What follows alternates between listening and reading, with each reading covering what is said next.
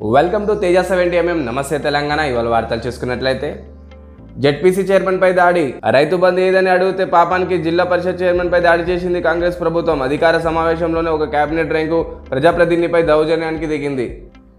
అదాని అంబానీలో దేశ సంపద కొంతమందికి పంచేందుకే స్వతంత్రం రాలేదు. రాముడి పేరిట రాజకీయాలు మానుకోవాలి. మతం పేరిట అల్జడి సృష్టిస్తే ఊరుకోం. బట్టి అదానితో రేవంత్ ఒప్పందం కుదుర్చుకున్న కొద్ది రోజులకే డిప్యూటీ సీఎం ఆసక్తికర వ్యాఖ్యలు. ముప్పతిప్పలు పెట్టిన ఫిజిక్స్ పేపర్స్, తొలగించిన సిలబస్ నుంచి ప్రశ్నలు, పరీక్షలో ఇబ్బంది పట్టిన జేఈ అభ్యర్థులు. కొడంగల్లో మెడికల్ కాలేజ్, వైద్య కళాశాల అనుబంధంగా నర్సింగ్, పారా, ఫిజియోథెరపీ కాలేజీలు, ఫార్మా కంపెనీలు, దవాఖానులు పరిశుద్ధ బాధ్యత అప్పగించాలి. అందరికీ డిజిటల్ హెల్త్ ప్రొఫైల్ కార్డు, ప్రత్యేక గుర్తింపు నంబర్. సీఎం రేవంత్ రెడ్డి గారు కొడంగల్ నియోజకవర్గంలో మెడికల్ కాలేజ్ తీసుకురాబోతున్నారు. దీనికి సంబంధించిన ఫిజియోథెరపీ, పారామెడికల్ మరియు హెల్త్ కార్డును కూడా ప్రతి ఒక్కరికి ఇవ్వబోతున్నారు. దీంతో అక్కడ ప్రతి ఒక్క వైద్యం కూడా ఉచితంగా అక్కడ కొడంగల్ వాసులకు రానుంది. రాడర్తో వినాశనమే, పచ్చని వికారాబాద్ అడవులకు పెను నష్టం. మా 10 ఏళ్ల పాలనలో అందుకే రానియలే. కాంగ్రెస్ వచ్చిన 10 రోజులే ఆగమాగం. 12 లక్షల చెట్లు కొట్టేందుకే అనుమతించిండ్రు. 3,000 ఎకరాలు తీసుకొని చెప్రాసి ఉద్యోగాల. రాడర్ వ్యతిరేక పోరాటానికి బీఆర్ఎస్ అండా.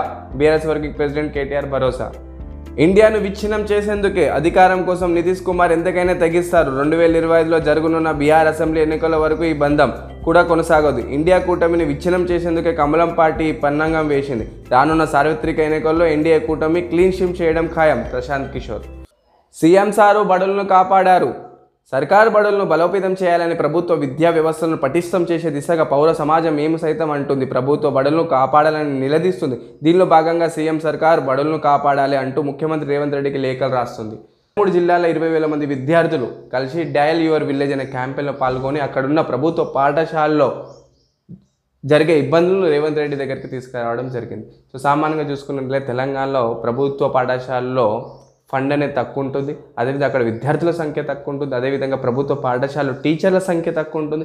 అదేవిధంగా ఖేలో ఇండియాలో కూడా చాలామంది విద్యార్థులు ఆడలేకపోతున్నారు.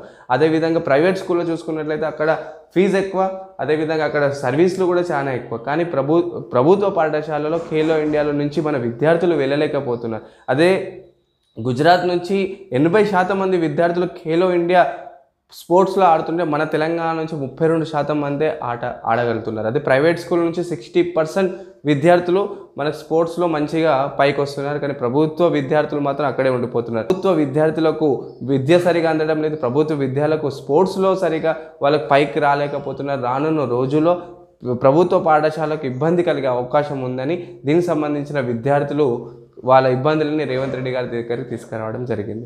సో ఒకవేళ కాంగ్రెస్ ప్రభుత్వం విద్యారంగంలో ప్రభుత్వ పాఠశాలను తీర్చిదిద్దినట్టయితే ఇదొక చరిత్ర సృష్టిస్తుంది.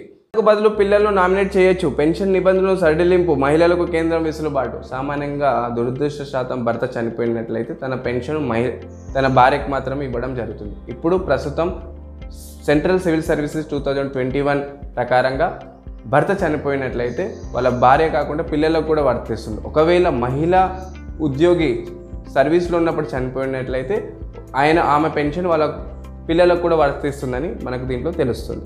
కట్టెల పొయ్యి పైనే వంట. దేశంలో 41% మంది జనాభా వంటలకు ఇంధనంగా ఇప్పటికే కట్టెల పొయ్యి, ఆవు పేడ వంటి ఇతర బయోగ్యాస్ పదార్థాలను వినియోగిస్తున్నారు. దీనివల్ల ప్రతి ఏడాది 34 కోట్ల టన్నుల కార్బన్ డైఆక్సైడ్ విడుదలవుతుంది. సో మరిన్ని వార్తల కోసం చూస్తుండండి తేజ 70mm.